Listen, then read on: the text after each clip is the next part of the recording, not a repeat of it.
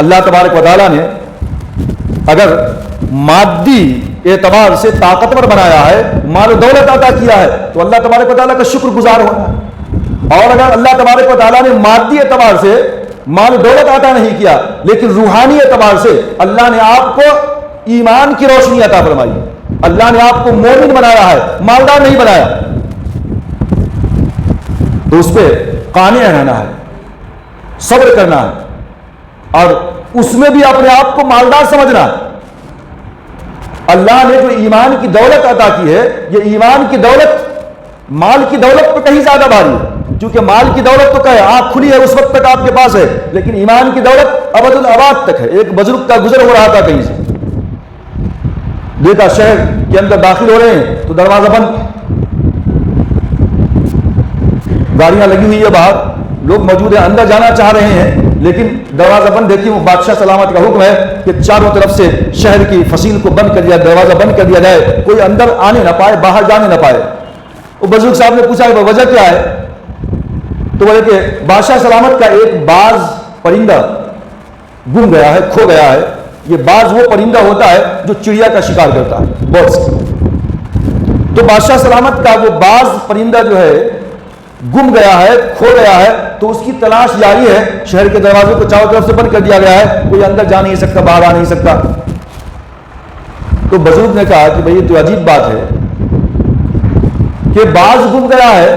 تو دروازہ بند کرنے سے کیا ہوتا، یہ تو آسمان کی فضا میں اڑ کر باہر نکل سکتا ہے، لہذا اگر باز کو پکڑنا تھا تو پورے شہر کے اوپر سے جال بچھا دیتا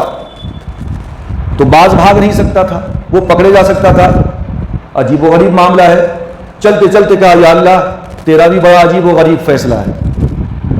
تیری بھی حکمت بڑی عجیب و غریب ہے، سمجھ کے باہر ہے کہ اتنا نالائق اور ایسے بے وقوف کو تو نے جو ہے دنیا کی سلطنت عطا فرمائی، بادشاہت کی کرسی اس کو عطا فرمائی کہ جس کو اتنا بھی فرق نہیں معلوم کہ دروازہ بند کرنے میں اور جال کے اوپر جو ہے پھیلانے میں کیا فرق ہے۔ باز کو پکڑنے کے لیے جال بچھانا تھا، اس نے دروازہ بند کروا دیا۔ اس کو اتنی بھی عقل نہیں ہے، ایسے بے عقل اور جو ہے کم عقل کو تو نے بادشاہ کی کرسی پہ بٹھا دیا، اور مجھ جیسا عالم و فاضل اور قابل آدمی کو تو نے اتنا غریب بنا دیا کہ بس اپنی جوتیاں کھٹکاتے ہوئے یہاں سے وہاں بھاگتا رہتا ہوں، کوئی وقت کوئی قدر و قیمت نہیں ہے میری یا اللہ۔ بزرگ تھے، اللہ کے ولی تھے، نیک تھے۔ اللہ تبارک و تعالیٰ نے کہا ایسی بات ہے، فوراً تھوڑی دیر کے بعد ان کے قلب کے اوپر الہام ہوا، اللہ کی جانب سے بزرگ کے قلب پہ الہام ہوا کہ اچھا ایسی بات ہے،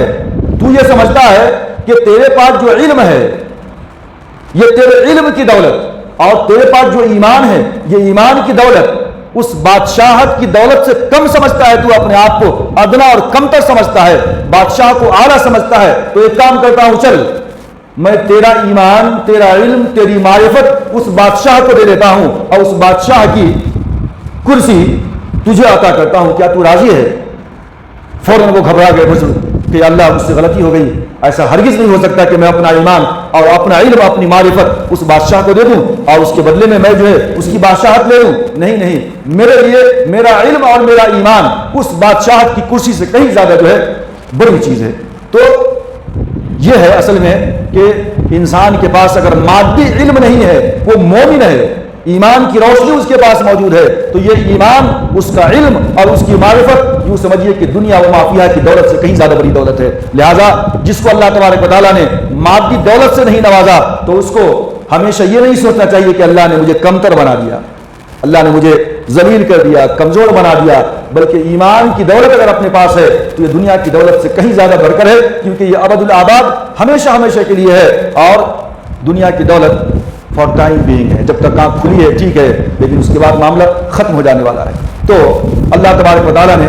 دنیا کے اندر انسان کو پیدا کیا، اس کی مادی ضرورتوں کو بھی پیدا کیا، اللہ نے مالی عبادت کا بھی حکم دیا، جانی عبادت کا بھی حکم دیا، کہا جان تمہاری نہیں میری ہے، میری مرضی پہ تمہیں اپنے آپ کو زندگی گزارنا ہوگا دنیا کے اندر۔ جو مال میں نے تمہیں عطا کیا ہے اس مال کو بھی میری مرضی کے مطابق خرچ کرنا ہوگا، کیونکہ وہ مال بھی میرا ہے، مال بھی میرا ہے، اپنی مرضی سے تم اس کو خرچ نہیں کر سکتے، میں جیسا چاہوں گا ویسا تمہیں خرچ کرنا ہے۔ میں نے تو تمہیں بظاہر تھوڑی دیر کے لیے مالک بنا دیا ہے، اس کو ذریعہ بنا دیا ہے، اللہ کے راستے میں خرچ کرنے کا۔ تو اب اللہ تبارک و تعالیٰ نے یہ دیکھا کہ جہاں انسان کو مال بہت آسانی سے مل گیا، زیادہ محنت نہیں لگی کمانے میں، تو اس کے اندر اللہ نے اپنا حق بڑھا دیا۔ ایک آدمی جا رہا تھا جنگل کے اندر، اور اگر اس کو ایک بہت بڑی دیگ مل گئی، اس میں ہیرے جواہرات اشرفیاں مل گئی، تو مال تو فری میں مل گیا، کچھ محنت کیا ہی نہیں اس میں۔ اللہ تبارک و تعالیٰ نے اس مال کے اندر اپنا حق بڑھا دیا۔ اب کہا کہ اس کے اندر خمس دینا پڑے گا، تمہیں بیت المال کے اندر جمع کرنا پڑے گا۔ خمس کا مطلب ہے کہ 100 روپے میں سے 20 روپے تو آپ کے ہیں، لیکن یعنی 80 روپے آپ کے ہیں، 20 روپے بیت المال میں جمع ہوا۔ خمس 5واں حصہ، چونکہ مال آسانی کے ساتھ ملا تھا، لیکن جب آپ کی تھوڑی محنت ہوئی، مشقت ہوئی، آپ نے کھیتی باڑی کیا، بیج بویا، لگایا، اور اس کو جو ہے آبیاری کی، پانی ڈالا، سینچا، سوارا، فصل تیار ہو گئی، تو آپ کی محنت لگی، اس کے اندر پیسہ لگا، تو اب جو ہے اب کھیتی باڑی ہوئی، وہاں سے غلے آئے، پیدا ہوئے، تو اللہ تبارک و تعالیٰ نے وہاں تھوڑی کمی کر دی اپنے حقوق کے اندر، اپنے حق کے اندر، وہاں اپنا حق بڑھا لیا تھا، یہاں اور کم کر دیا، بڑا اب خمس نہیں، عشر دینا پڑے گا، عشر دینا پڑے گا۔ 100 روپے میں سے پہلے 20 روپے اللہ کو دے رہے تھے، بیت المال میں جمع کر رہے تھے، مال فری میں مل گیا تھا، اب محنت کر کے آئے ہو تو اب کیا ہے، اب 10 روپے دے دو۔ 100 روپے ہوئے ہیں فائدہ، کھیتی باڑی کیے ہو، غلہ بہت پیدا ہوا ہے، تو اب عشر 10واں حصہ 10 روپے دے دو۔ اب اس کے بعد تجارت ہے، بزنس ہے، اس کے اندر بھی بڑی جفاکشی ہے، بڑی محنت ہے، تو اب اس کے اندر اللہ تبارک و تعالیٰ نے اور کم کر دیا، بولے 40واں حصہ دے۔ اور اگر آج ہی نصاب کے بقدر تمہارا مال پہنچ چکا ہے تو آج ہی نہیں دینا ہے، بلکہ اس کو 1 سال گزرنا ہے، اس کے اوپر حولان حول 7.5 تولہ سونے کے بقدر مال جمع ہو گیا، 1 سال ہونا، آج ہی ہم مالک بنے، آج ہی ادا کرنا نہیں، یہ 52 تولہ چاندی یا اس کے بقدر مال آپ کے پاس ہے، جتنی ملکیت ہے اس کی مقدار 7.5 تولہ سونا کے برابر ہو رہی، تو اس کے اوپر اللہ تبارک و تعالیٰ کہ یہ مال جو تم نے کمایا بڑی محنت سے کمایا ہے، اللہ نے اپنا حق کم رکھا ہے، 40واں حصہ دو، یعنی 1 لاکھ کے اوپر صرف 2500 دینا ہے، 2500 روپے۔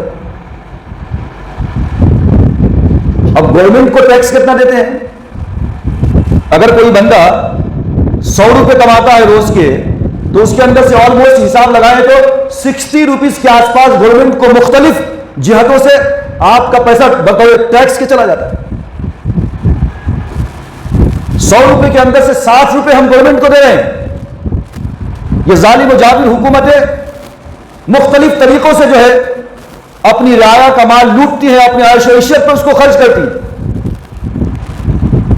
ایسا کیوں ہوتا ہے؟ ایسے ظالم لوگ انسانوں کے اوپر مسلط کیوں ہوتے ہیں؟ کیونکہ ہم نے اللہ تبارک و تعالیٰ نے جو ٹیکس مقرر کیا تھا ہم نے اس کو دینا چھوڑ دیا۔ اللہ نے کہا بھائی 100 روپے کے اندر تم سے صرف 2.5 روپے مانگ رہے تھے، 1 لاکھ پہ 2500 مانگ رہے تھے، 100 روپے پہ 2.5 روپے، لیکن تم 100 روپے کما کر کے 60 روپے دے رہے ہو گورنمنٹ کو، لیکن 2.5 روپے اللہ تبارک و تعالیٰ کو دینا گوارا نہیں ہے۔ اگر اس کی پابندی کر لیتے تو شاید اللہ تبارک و تعالیٰ ایسے ظالم حکمرانوں کو لوگوں کے اوپر مسلط نہ کرتا کہ 100 روپے کے اندر سے وہ 60 روپے بندے کا ہضم کر جائے، کھا جائے۔ تو اللہ تبارک و تعالیٰ نے انسان کے اوپر مالی حقوق رکھے ہیں اور کہا ہے کہ اس مال کے اندر سے تم جو ہے اپنی مرضی سے نہیں خرچ کر سکتے۔ پہلی امتوں کے اندر جو مال تھا وہ مال جتنا آپ ne خرچ کر لیا، کھایا، جتنی ضرورت ہے اتنا استعمال کرنے کی اجازت تھی، جو بچ گیا پورا کا پورا صدقہ کر دینا۔ اگر کوئی صدقہ لینے والا غریب نہیں ملا تو مال کو جلا دینا، تاکلہ النار، تاکہ آگ اس کو کھا جائے۔ یہ پچھلی امتوں کے اندر ایسا قانون تھا، لیکن یہ امت غریب، ضعیف، کمزور، اللہ تبارک و تعالیٰ نے ایسا نہیں کہا کہ اپنے مال کو جلا دو، بلکہ کہا کہ